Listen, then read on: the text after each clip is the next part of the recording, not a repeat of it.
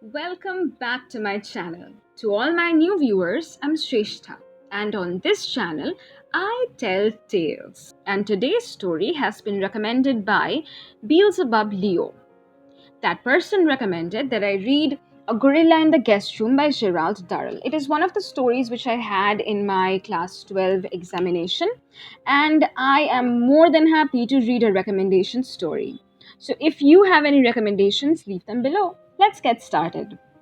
A Gorilla in the Guest Room by Gerald Durrell. Dear Mr. Durrell, could you please have our rhesus monkey? He's growing so big and jumping on us from trees and doing damage and causing so much trouble. Already, my mother has been in bed with the doctor 3 times. It was towards the end of the second year that I decided that the zoo, not being well established, must cease to be a mere showplace of animals and start to contribute something towards the conservation of wildlife. I felt that it would be essential gradually to weed out all the commoner animals in the collection and replace them with rare and threatened species. That is, species that were threatened with extinction in the wild state. The list of these was long and melancholy. In fact, without reptiles, it filled 3 fat volumes. I was wondering which of this massive list of endangered species we could start with, when the decision was taken out of my hands. An animal dealer telephoned and asked me if I wanted a baby gorilla. Gorillas have never been exceptionally numerous as a species. And with the state that Africa was in, politically speaking, at that moment, it seemed to me that they might well become extinct within the next 20 years. Nearly emergent governments are generally far too busy proving themselves to the world for the first few years to worry much about the fate of the wildlife of their country. And history has proved time and time again how rapidly a species can be exterminated, even a numerous one. So the gorilla had been high on my list of priorities. I was not convinced, however, that the dealer in question was really expecting a gorilla. In my experience, the average animal dealer can with difficulty distinguish between a bird, a reptile, and a mammal. But this is about the extent of his zoological knowledge. I felt that it was more likely than the baby gorilla would turn out to be a baby chimpanzee. However, I could not afford to turn the offer down in case it really was a baby gorilla. How much are you asking for it? I inquired, and took a firm grip on the telephone. £1,200, said the dealer. A brief vision of my bank manager's face floated before my eyes, and I repressed it sternly. All right, I said, in what I hoped was a confident voice. I'll meet it at London airport, and if it's in good condition, I'll have it. I put down the telephone to find Jacques regarding me with a basilisk eye. What are you going to have? She inquired. A baby gorilla, I said nonchalantly. Oh, how lovely, said Mother enthusiastically. They're such dear little things. Jacques was more practical. How much? She asked. As a matter of fact, it's very reasonable, I said. You know how rare gorillas are, and you know that our policy now is to concentrate on the rare things. I feel this is a very wonderful opportunity. How much? Jacques interrupted brutally. £1,200, I replied, and waited for the storm. £1,200. £1,200! You must be mad! You've got an overdraft the size of the national debt, and you go and say you'll pay £1,200 for a gorilla? You must be out of your mind. Where do you think we are going to find £1,200 for heaven's sake? And what do you think the bank's manager is going to say when he hears? You must be stark staring mad. I shall get the money from other sources, I said austerely. Don't you realize that this island is infested with rich people who do nothing all day long, but revolve from one cocktail party to another, like a set of Japanese waltzing mice? It's about time they made a contribution towards animal conservation. I shall ask them to contribute the money. That's an even stupider idea than saying you'll have the gorilla in the first place, said Jackie. Ignoring my wife's pessimistic and antisocial outlook, I picked up the telephone and asked for a number. Hello, Hope, Gary here. Hello, said Hope resignedly. What can I do for you? Hope, I want you to give me a list of all the richest people on the island. All the richest people? Said Hope in bewilderment. Now what are you up to? Well, I have just been offered a baby gorilla at a very reasonable price, £1,200. Only I don't happen to have £1,200 at the moment. The rest of my sentence was drowned by Hope's rich laughter. So you hope to get the wealthy of the island to buy it for you? She said, shortling. Gary, really, you're dotty. I don't see what's wrong with the idea, I protested. They should be glad to contribute towards buying such a rare creature. After all, if breeding colonies of things like gorillas aren't established in captivity soon, there won't be any left at all. Surely these people realize this. I'm afraid they don't, said Hope. I realize it and you realize it, but I'm afraid the average person either doesn't or couldn't care less. I suppose you're right, I said gloomily. Anyway, I think it's worth a try, don't you? It's worth a try, but I wouldn't pin too much faith on their generosity if I were you, said Hope. Anyway, give me half an hour and I'll ring you back. Half an hour later, Hope dictated a list of about 50 people over the telephone, while I wrote them down feverishly. Then I looked at the telephone numbers, took a deep breath, and started. Good morning, Mrs. McGurker.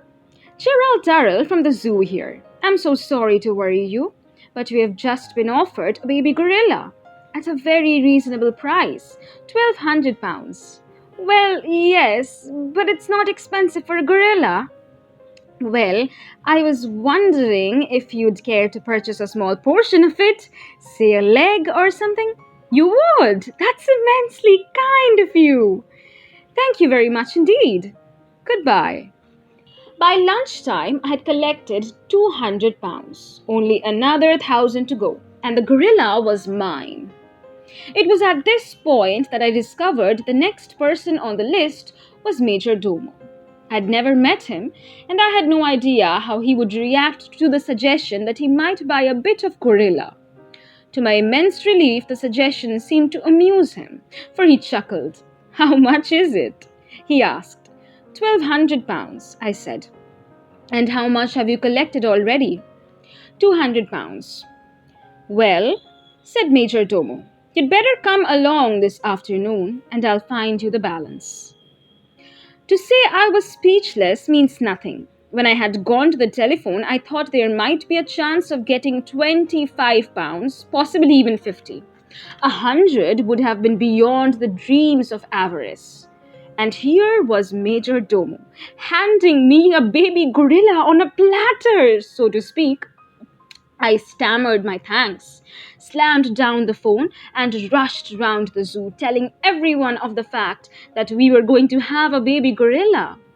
The great day came, and I flew over to London Airport to collect the ape. My one fear now was that when I arrived there, it would turn out to be a chimpanzee after all. The dealer met me and escorted me to a room in the animal shelter of the Royal Society for the Prevention of Cruelty to Animals. He threw open the door, and the first thing I saw was a couple of baby chimpanzees sitting on a table meditatively chewing bananas. My heart sank, and I had visions of having to go back to Jersey empty-handed. But the dealer walked over to a crate in the corner and opened the door, and N. Pongo walked into my life. He stood about 18 inches high, and was quite the most handsome and healthy-looking baby gorilla I had ever seen. He strolled stalkily across the room towards me and then held up his arms to be lifted up. I was amazed at how heavy he was for his size, and I soon realized that this was all solid bone and muscle. There was not a spare ounce of fat on him. His light chocolate colored fur was thick and soft, and the skin on his hands, feet, and face was soft and glossy as patent leather. His eyes were small and deep set, twinkling like little chips of coal.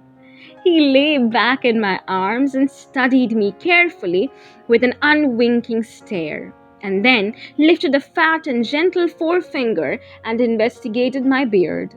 I tickled his ribs and he wriggled about in my arms, giggling hoarsely, his eyes shining with amusement.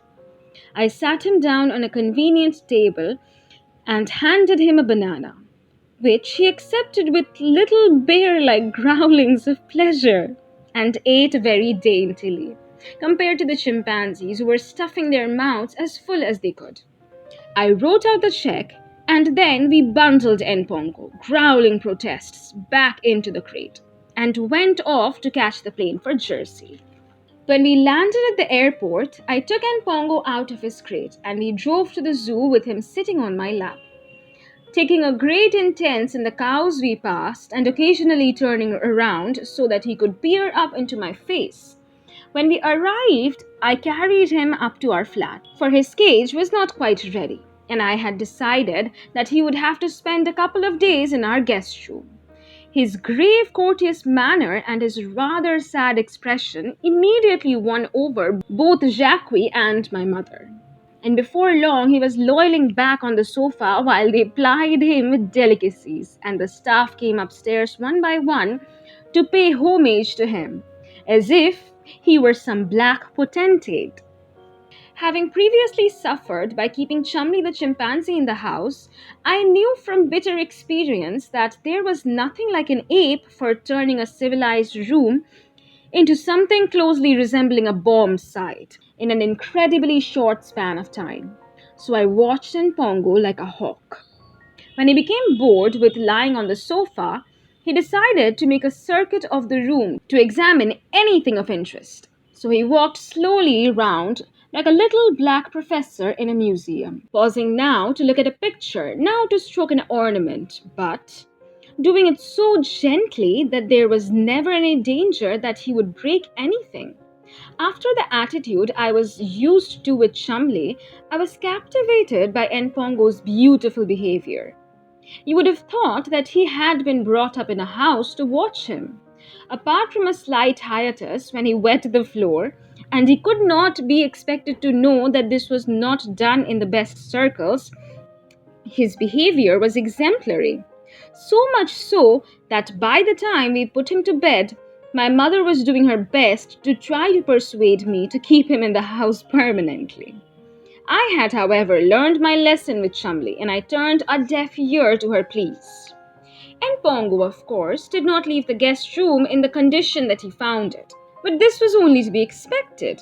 Although his manners were exemplary, he was only a baby and could not be expected automatically to assume civilized behavior because he was living in the house. So the guest room, when he left it, bore numerous traces of his presence. On one wall, for instance, was something that resembled a map of Japan, drawn by one of the more inebriated ancient mariners. This was nicely executed in scarlet and was due to the fact that I had thought Npongo might like some tinted raspberries. He had liked them, and his enthusiasm at this new addition to his diet has resulted in the map of Japan. There was also straw. Next to paraffin, I know of no other commodity that manages to worm its way, in a positively parasitic fashion, into every nook and cranny before you are aware of it. For months after Npongo's sojourn in our guest room, we were apologizing to guests for the floor, which, in spite of hoovering, looked like a 16th century alehouse. There was also the fact that the handle on the door dropped at a rather depressed angle. Since Pongo, after receiving his meal, had attempted to follow me out of the room. Knowing that the handle by some magical means opened and closed the door, but not knowing exactly how to manipulate it, he had merely pulled it downwards with all of his strength. As I tried unsuccessfully to bend the handle back into position again, I reflected that Npongo was only about 2 years old and that his strength would increase in proportion to his size. One of the things which particularly interested me about him was his different approach to a problem or a situation. If, for example, a baby chimpanzee is used to being brought out of his cage on being reincarcerated, it will carry on like one of the more loquacious heroines in a Greek tragedy, tearing its hair, rolling with rage on the floor, screaming at the top of its voice, and drumming its heels on every available bit of woodwork. Npongo was quite otherwise. Although deploring it, he would accept the necessity of being locked up again in his cage. He would try his best to divert you from this course of action, but when he realized that it had become inevitable, he would submit with good grace. His only protest would be a couple of sharp and faintly peevish screams as he saw you disappear. Whereas the average chimpanzee of his age and with his background would have gone on having hieratics for a considerable length of time. Owing to his attractive appearance and disposition, his good manners, and his very well developed sense of humor, Npongo was in a very short space of time the darling of the zoo. Every fine afternoon he was brought out to the lawn in the front of the new hedge, and there he would show off to his admirers, either lolling in the grass with a bored expression on his face, or, with a wicked gleam in his eyes, working out how he could pose for his photograph to be taken by some earnest visitor, and then rush forward at the crucial moment, grasp the unfortunate person's leg, and push it from under him.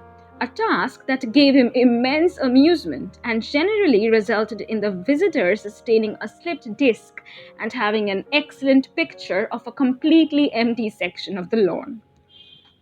Within 12 months, Npongo had almost doubled his size, and I felt it was now time to try by fair means or foul to obtain a mate for him. Unless they lack finances, I have no use for zoos that acquire animals purely for exhibition and make no effort to provide them with a mate. This applies particularly to apes. The problem does not arise while they are young, for they accept the human beings around them as their adopted, if slightly eccentric, family. Then comes the time when they are so powerful that you do not, if you have any intelligence, treat them in the same intimate way.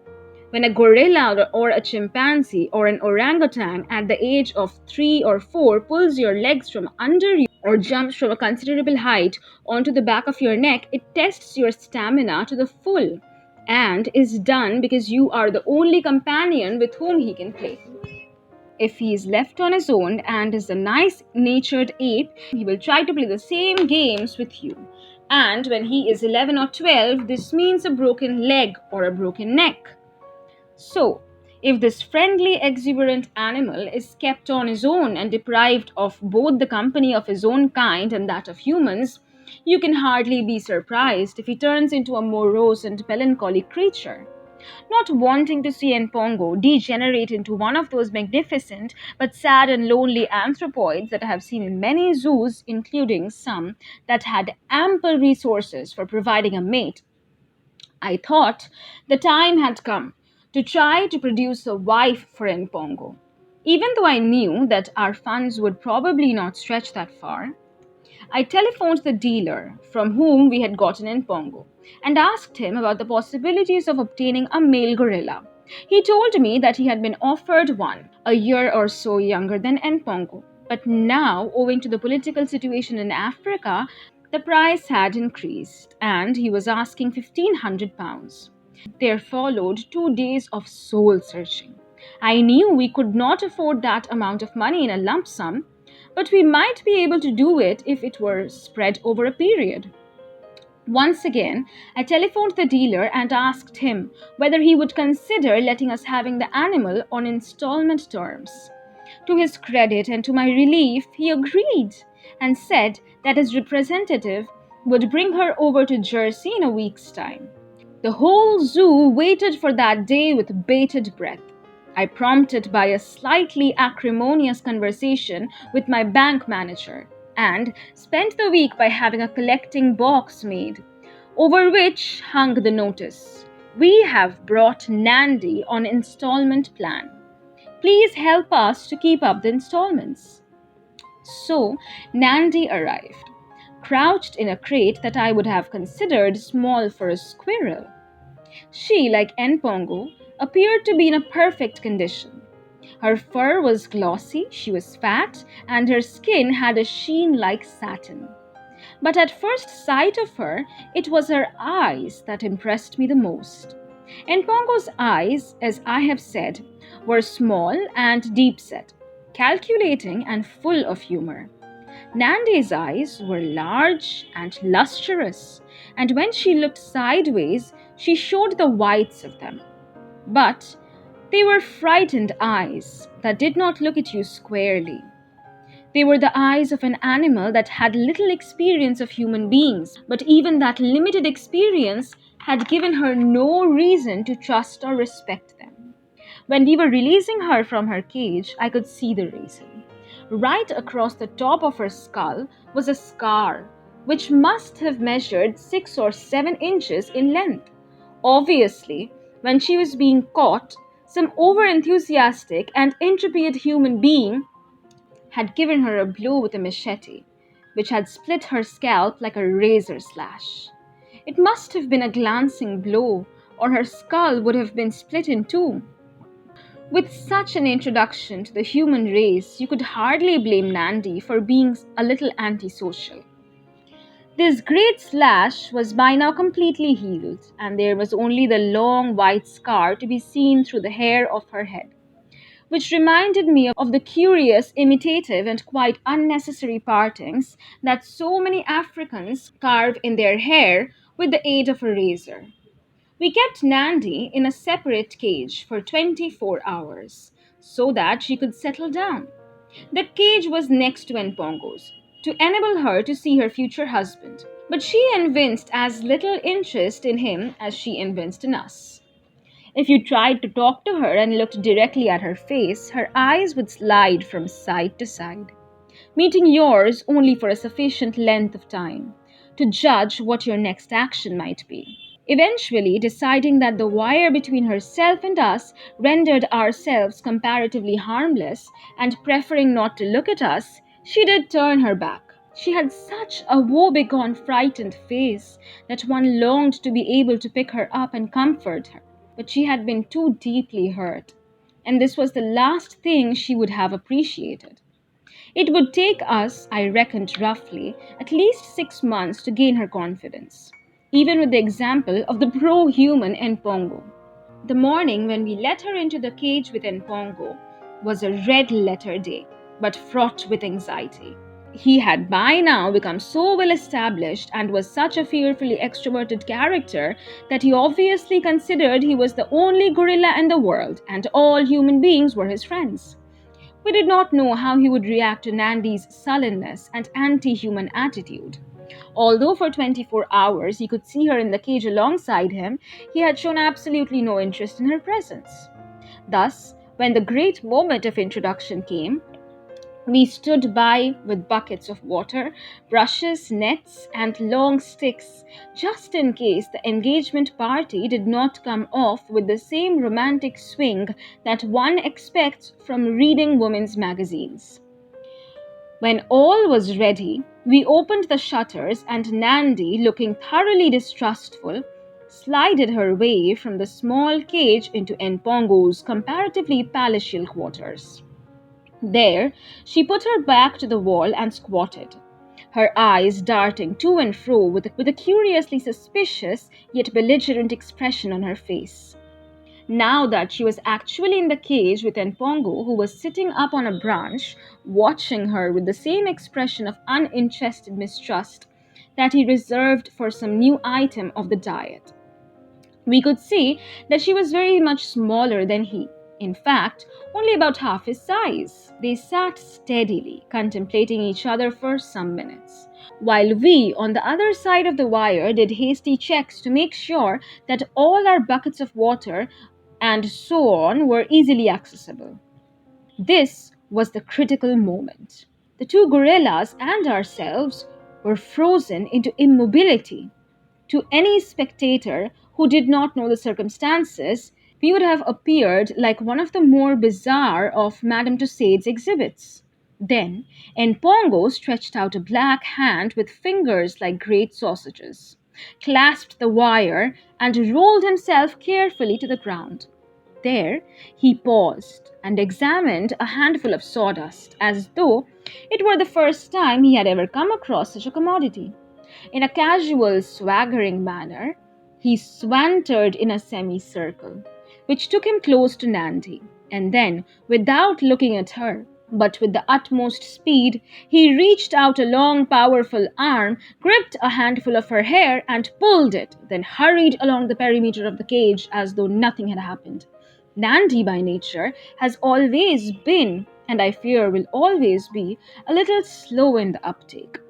And so Npongo was some 6 feet away before she realized what had happened. By then, the baring of her teeth and her grunt of indignation were quite useless.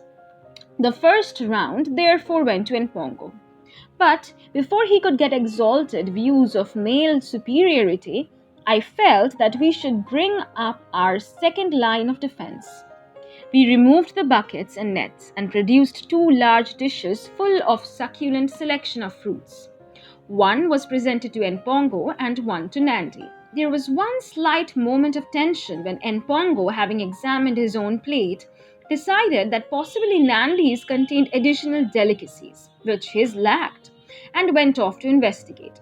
Nandi, however, still smarting under the indignation of having had her hair pulled, greeted Npongo's investigation of her plate with such a display of belligerence that Npongo, being essentially a good-humored and cowardly creature, retreated to his own pile of food.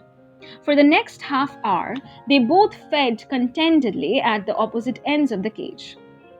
That night, Npongo, as usual, slept on his wooden shelf, while Nandi, looking like a thwarted suffragette, curled up on the floor. All through the following day, they had little jousts with each other to see who would occupy what position. They were working out their own protocol. Should Nandi be allowed to swing on the rope when Npongo was sitting on the crossbeam? Should Npongo be allowed to pinch Nandi's carrots even though they were smaller than his own? It had the childishness of a general election, but was 3 times as interesting. However, by that evening, Nandi had achieved what amounted to votes for female gorillas, and both she and Npongo shared the wooden shelf. Judging by the way Npongo snuggled up to her, he was not at all averse to this invasion of his bedroom. It was obvious from the first that the marriage of the gorillas was going to be a success. Although they were so different in character, they quite plainly adored one another. Npongo was the great giggling clown of the pair, while Nandi was much quieter, more introspective and watchful. Npongo's bullying and teasing of her was all done without any malice and out of a pure sense of fun. And Nandi seemed to realize this. Occasionally, however, this good humored teasing would drive her to distraction. It must have been rather like being married to a professional practical joker. When she reached the limits of her endurance, she would lose her temper and, with flashing eyes and open mouth, would chase him around the cage while he ran before her, giggling hysterically. If she caught him, she would belabor him with her fists while Npongo lay on the ground curled up in a ball. Nandi might as well have tried to hurt a lump of cement, in spite of her strength, for he would just lie there laughing to himself, his eyes shining with good humor. As soon as she tired of trying to make some impression on his muscular body, Nandi would stalk off to the other end of the cage, and Npongo would sit up, brush the sawdust from himself, and beat a rapid tattoo of triumph on his breast or stomach. Then he would sit with arms folded, his eyes glittering, working out some other trick to annoy his wife. To have acquired such a pair of rare and valuable animals was, I considered, something of an achievement. But now I discovered we were to live in a constant state of anxiety over their health and well being. Every time one of them got sawdust up his nose and sneezed, we viewed this with alarm and despondency.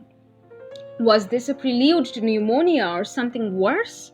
The functioning of their bowels became a daily topic of conversation. I had installed a magnificent communication apparatus in the zoo. For small though it was, it could take a considerable length of time to locate the person required at the moment you wanted him. So, at various salient points throughout the grounds, small black boxes were screwed to the walls, through which the staff could speak with the main office and vice versa. One of these boxes was also installed in our flat, so that I could be apprised of what was going on and be warned should any crisis arise. The occasion when I had doubts as to the wisdom of this system was the day when we were entertaining some people we did not know very well. In the middle of one of those erudite and futile conversations one has to indulge in, the black box on the bookcase gave a warning crackle, and before I could leap up to switch it off, a sepulchral and disembodied voice said, "Mr. Durrell, the gorillas have got diarrhea again." I know of no equal to this remark for putting a blight on a party. However, Npongo and Nandi grew apace and, to our relief, developed none of the diseases that we feared they might contract. Then came Npongo's first real illness. I had just arranged to spend 3 weeks in the south of France, which was to be the sort of working holiday, for we were to be accompanied by a BBC producer, whom I hoped to convince of the necessity for making a film about the life in Camargue. Hotels had been booked. Numbers of people, ranging from bullfighters to ornithologists, had been alerted of our coming, and everything seemed to be running smoothly. Then, 4 days before we were due to depart, Npongo started to look off color. Gone was his giggling exuberance. He lay on the floor or on the shelf, his arms wrapped around himself, staring into space, and taking only enough food and milk to keep himself alive. The only symptom was acute diarrhea. Tests were hurriedly made, and the advice of both the vet and the medical profession acted upon. But what he was suffering from remained a mystery. As with all apes, he lost weight with horrifying rapidity. On the second day, he stopped eating altogether and even refused to drink his milk. So, this meant we could administer no antibiotic. Almost as we watched, his face seemed to shrink and shrivel, and his powerful body grew gaunt. What had once been a proudly rotund paunch now became a ghastly declivity where his ribs forked. Now his diarrhea was quite heavily tinted with blood, and at this symptom, I think most of us gave up hope. We felt that if he would only eat something, it might at least give him some stamina to withstand whatever disease he was suffering from, as well as rouse him out of the terrible melancholia into which he was slipping, as most of the anthropoids do when they are ill. Jacques and I went down to the market in St. Helier and walked among the multicolored stalls that surrounded the charming Victorian fountain, with its plaster cherubim, palms, and maidenhair fern, and its household cavalry, the plump scarlet goldfish. It was difficult to know what to choose for Npongo that would tempt his appetite, for he had such a variety of food in his normal diet. So we bought out-of-season delicacies that cost us a small fortune. Then, when we were loaded down with exotic fruits and vegetables, I suddenly noticed on a stall that we were passing an immense green and white watermelon. Watermelon is not to everyone's taste. I personally prefer it to an ordinary melon. It occurred to me that the bright pink-colored, scrunchy, watery interior with its glossy black seeds might be something that would appeal to Npongo. For as far as I knew, he had never sampled it before. We added the gigantic melancholy to our loads and drove back to the zoo. By now, through lack of food and drink, Pongo was in a very bad way. Jeremy had managed to persuade him to drink a little skimmed milk by the subterfuge of rubbing a disprin on his gums. The disprin, of course, dissolved rapidly, and the taste not being to his liking, Npongo was only too happy to take a couple of gulps of milk to wash out his mouth. One by one, we presented him with the things we had obtained in the market, and one by one, he viewed them with an apathetic glance. He refused the hothouse grapes, the avocado pears, and other delicacies. Then we cut him a slice of watermelon, and for the first time, he displayed signs of interest. He prodded the slice with his finger and leaned forward to smell it carefully. The next minute, he had the slice in his hands, and to our great delight, started to eat. But we did not become too jubilant, for we knew that the watermelon obtained practically no nutriment, but at least it had aroused his interest in food again. The next thing was to try to administer an antibiotic, as by now the expert consensus was that he was suffering from a form of colitis. Since he still refused to take any form of liquid in which we could mix medicines, there was only one way to get the antibiotic into him, and that was by injection. We enticed Pongo out of his cage and kept Nandi shut up. He would be sufficiently difficult to deal with in spite of his emaciated condition, without having any assistance from his, by now extremely powerful, wife. He squatted on the floor of the mammal house, staring about with dull, sunken eyes. Jeremy squatted on one side of him with a supply of watermelon to try to maintain his interest, while I, on the other side, hastily prepared the syringe for the injection. Npongo watched my preparations with a mild interest and once put out his hand gently to try to touch the syringe. When I was ready, Jeremy endeavored to distract his attention with pieces of melon, and as soon as his head was turned away from me, I pushed the needle into his thigh and pressed the plunger home. Npongo gave no sign of having even noticed this. He followed us obediently back into where he curled up on his side, his arms folded, and stared at the wall. The following morning, he showed very slight signs of improvement, and using the same subterfuge, we managed to give him another injection. For the rest of the day, there seemed no change in him, and although he ate some of the melon and drank a little skimmed milk, he did not show any radical signs of progress. I was now in a quandary. In 24 hours, I was due to leave for France. There, I had organized and stirred up a bee's nest of helpers and advisors. The BBC were also under the impression that the trip was a foregone conclusion. If I put it off at this juncture, I would have put a tremendous amount of people to a lot of trouble for nothing. And yet I felt I could not leave Npongo unless I was satisfied that he was either on the mend or beyond salvation. Then, the day before I was due to leave, he suddenly turned the corner. He started drinking his complan, a highly concentrated form of dried milk, and eating a variety of fruits. By the evening of that day, he showed considerable signs of improvement and had eaten quite a bit of food. The next morning, I went down very early to look at him, for I was due to catch my plane to Dindart at 8:30. He was sitting up on the shelf, and although he still looked emaciated and unwell, his eyes had a sparkle that had been lacking for the past few days. He ate quite well and drank his complan, and I felt that he was at last on the road to recovery. I drove down to the airport and caught the plane to Dinard, and we motored down to the south of France. It cost a small fortune in long-distance calls to Jersey to keep myself appraised of Npongo's progress. But every time I telephoned, the reports got better, and when Jeremy informed me that Npongo had drunk 1 pint of complan and eaten 3 slices of watermelon, 2 bananas, 1 apricot, 3 apples, and the whites of 8 eggs, I knew there was no further cause for alarm.